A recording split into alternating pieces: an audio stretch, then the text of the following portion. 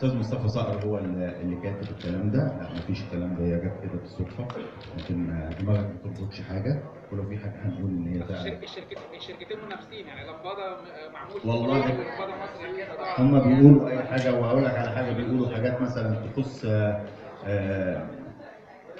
شركات تانية ودعايه وقنوات، يعني الموضوع لا مش محسوب خالص، وكل حاجه الحياه هتاخد مش هتاخد. ارحمنا. طيب رد بقى، رد يا استاذ.